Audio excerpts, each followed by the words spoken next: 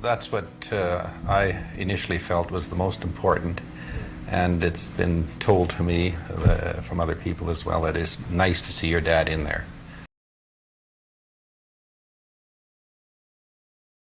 After the war, we moved from the farm to Springside, and Dad became very interested in all sports, especially baseball.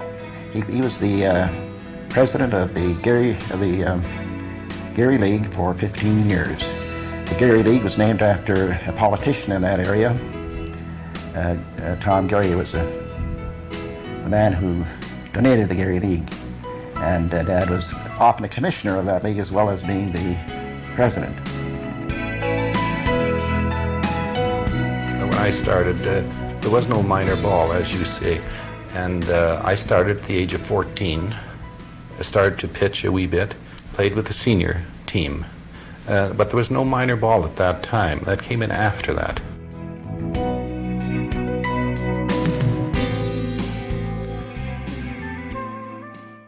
We had the opportunity, we were invited to go, and that was a training camp. Actually, the Winnipeg Gold Eyes, I don't know if you remember that, they were the farm team for the St. Louis Cardinals, and the training camp was in Albany, Georgia, and they invited us to go down to play in the spring training. Other commitments took priority or something, business commitments. Well, we had a business at that time, and I don't know, don't forget at that time, we didn't get around such a great distance as we do today. At that time, going to Albany, Georgia, my goodness, well, that's way over there someplace, you know what I mean? I was 20 or 21, yes. A guy by the name of Earl Miner saw me play, and that's how it kind of started. He was a scout for the team, for the St. Louis Cardinals. Baseball really wasn't that expensive to get into. All you needed was a glove. If you went to school at 6 o'clock in the morning, you'd hear hammers building houses because the men that went to war were coming back.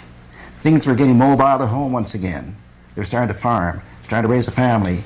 The people who were home before were thinking of war. Now they were thinking of something glorious, something to play with, and baseball became the game. Never was there a time in my life when I saw so many baseball teams. Every little community had a baseball team.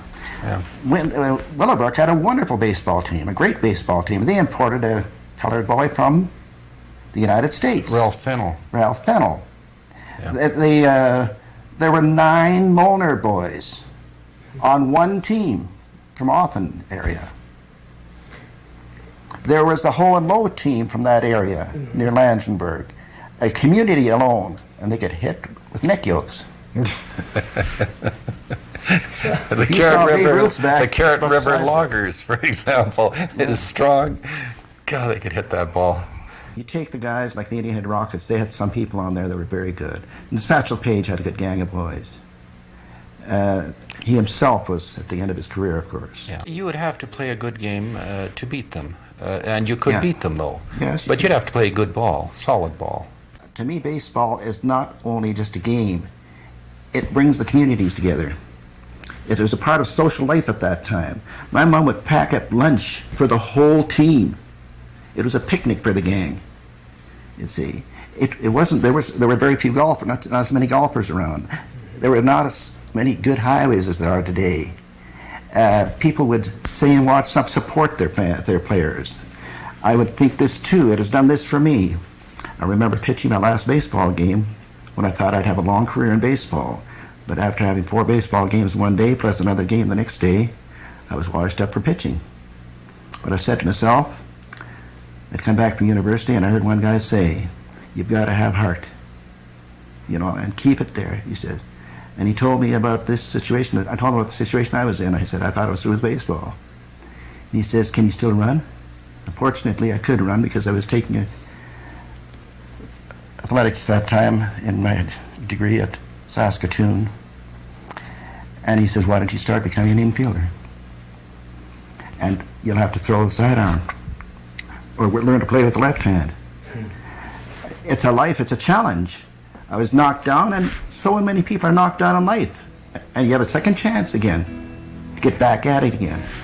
And it's given me a lot of determination in me as an adult right now. I keep thinking about the blood that was shed between Theodore and Springside. It was like a war, not like a baseball game. We hated each other's guts when we played each other. It was like York and Melbourne in hockey. Probably worse. But, you know what happened? They had wonderful guys in that team like old Jack Hart.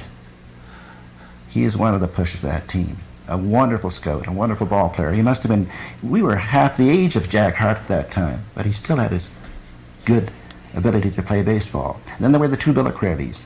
Then there was the guy, Steve Radish, the organizer, the catcher of that team. What a fight we had in every game. A real battle to win. Steve was the guy that you'd like to have on your team rather than... He was a card. He'd get under your skin if he was in the opposition. But he was a great guy. A great guy. And he always raised a tornado when there was a wrong call at home plate. He'd take his cap off and dance on it. I don't think there's a batter in Saskatchewan any better than my brother Donnie. I was lucky, in my sense, that I could throw the ball at first, and I was lucky I could run. And I was lucky that the timing was just so that I was taking a phys ed course at university in track and field. And we happened to have a contest in Western Canada, and our relay team won the Western Canadian Championship that year in running. But the big thing that happened with me in that particular situation was the fact that one of the boys and one of the professors in art and sports said, running can be used in many sports, and here they are. Football, he named them, and he named them down, baseball and so on. And in baseball, he says, they're always used differently. There are different steps in baseball. There are different ways you start off first base. There are different ways you start off second base. Football, you have to juggle his legs pretty high at times. So he talked about the various games, basketball, etc. I think, Merv... So the interest that I got from that helped me go along with my limb-aimed arm. One of my best part of my arm was gone.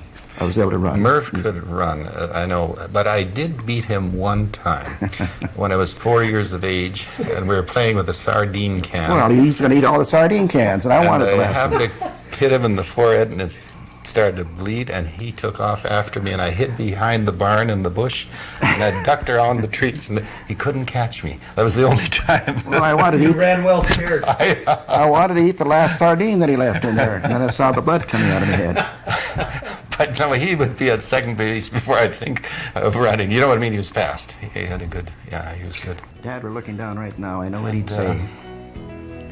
He'd say, boys, like he said after every game, you did well, but you can do better.